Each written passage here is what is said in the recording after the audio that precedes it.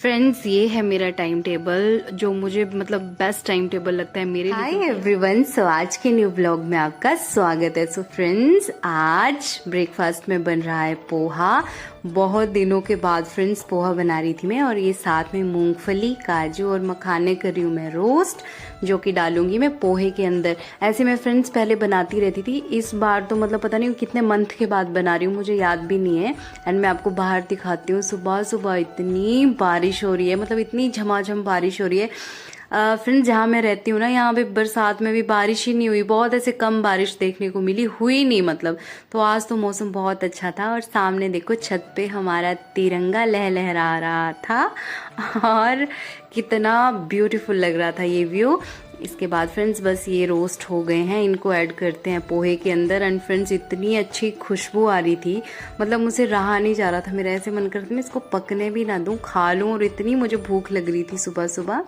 तो बस पोहा बन के तैयार है, इसको फटाफट से खाते हैं और फिर करते हैं अपने दिन की शुरुआत, बैठते हैं अपनी पढ़ाई करने। और फ्रेंड्स, ये बारिश इतनी ज़्यादा हो रही थी, अभी ना हवा चल पड़ी थी, तो ये पानी सारा ना देखो कैसे छोटी छोटी बूंदें अंदर आ रही थी। तो फिर मैंने पर्दे हटाए, क्योंकि ये भी गिले हो जाते नहीं तो। और फिर दरवाज़ा भी कर दिया मैंने बंद, बस सामने वाले पर्दे हटा के देख सकती थी बाहर का व्यू बस।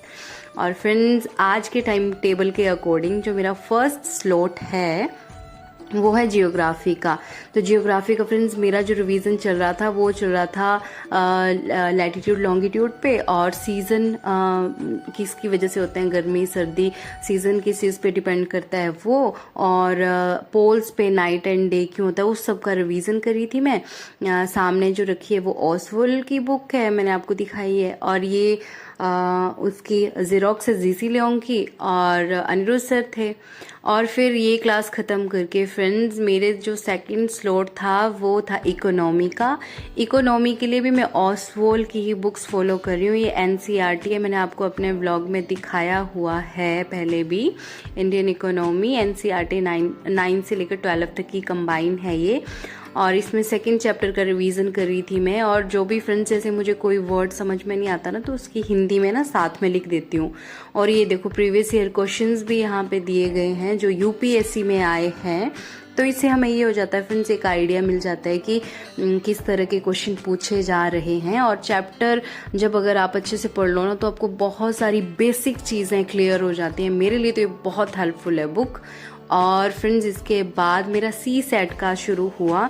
सी सेट में मैं एड्यूटैप की क्लासेस फॉलो कर रही हूँ, नारवीर सर पढ़ा रहे हैं। आजकल कॉम्प्रीहेंशन का मेरा रिवीजन चला हुआ है। उसके बाद था मेरा ये सोशियोलॉजी की क्लास। फ्रेंड्स, मेरा ऑप्शनल सब्जेक्ट सोशियोलॉजी है, तो उसकी भी मैंने क्लासेस अब शुरू कर ही दी है। मतलब लेट हो गया, मुझे ऐसे लग रहा है अगस्त स्टार्टिंग में कर देना चाहिए था, बट सितंबर स्टार्टिंग में तो मैंने ऑप्शनल भी अब शुरू कर ही दिया है। क्योंकि फ्रेंड्स अब दिन प्रतिदिन ऐसे ना दिन घटते ही जा रहे हैं, टाइम घटता ही जा रहा है। एंड बस फिर मैंने वो अपने थोड़े से सोशियोलॉजी के यहाँ पे मैं रिवाइज कर रही थी। बीच बीच में मैं व्लॉग भी बना लेती हूँ अपना, थोड़ा मैं अपनी क्लास पूरी कर लेती हूँ, फिर उसके बाद रिवाइज करती हूँ सारी चीज़ को कि कहीं मुझे भूल तो नहीं रहा है। और इसके बाद था फ्रेंड्स मेरा आरएनए, मतलब रियल न्यूज़ एनालिसिस, जो मैं अंकित अवस्थी सर की क्लासेस फॉलो करती हूँ। बट आज ना अंकित सर की क्लास मतलब हुई नहीं, सर ने क्लास ही नहीं ली, तो फिर उसके लिए मैंने ये एनालिसिस था इंडियन एक्सप्रेस का, स्टडी आईक्यू का होगा शायद ये, तो वो कर रही थी। एंड फ्रेंड्स, आज मैं आपके साथ शेयर कर रही हूँ अपना टाइम टेबल, जो मैं आजकल टाइम टेबल फॉलो कर रही हूँ। सो 9 से 10:30 हिस्ट्री, 10:30 से 12 पॉलिटी है, फिर सी सेट है, ऐसे ऐसे हिस्ट्री पॉलिटी अल्टरनेट डे पे। एक दिन जैसे मंडे को हिस्ट्री पॉलिटी है, तो अगले दिन जियोग्राफी इकोनॉमी होगा। इस तरह से मैंने अपना टाइम टेबल बनाया है। हिस्ट्री में जैसे एनिशिएंट खत्म करूंगी, फिर मेडिवल, फिर मॉडर्न, फिर आर्ट एंड कल्चर, फिर वर्ल्ड हिस्ट्री। जियोग्राफी में मैंने सब्जेक्ट लिस्ट लिखी हुई है, मतलब अगर एक बुक मेरी खत्म हो रही है तो दूसरी मुझे कौन सी शुरू करनी है।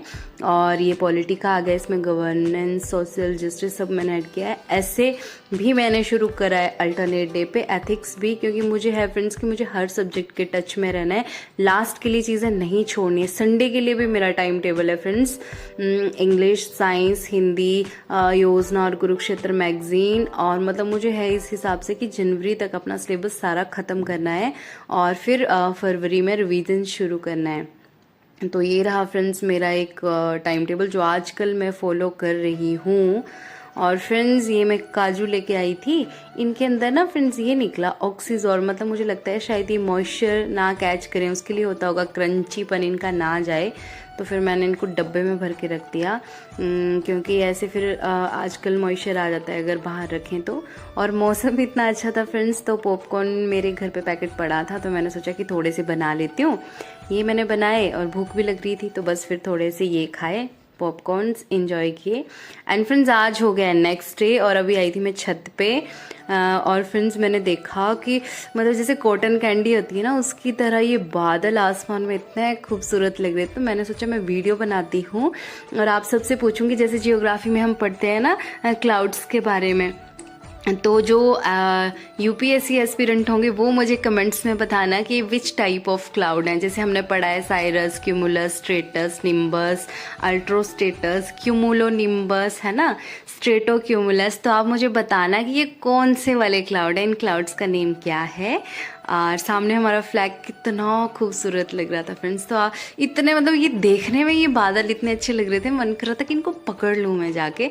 तो आप मुझे ज़रूर कमेंट में बताना, एक यूपीएससी एस्पिरेंट के लिए एक टेस्ट है उनका, अगर नहीं आपको पता होगा तो आप रिवाइज़ करना। ओके फ्रेंड्स, मिलते हैं नेक्स्ट व्लॉग में।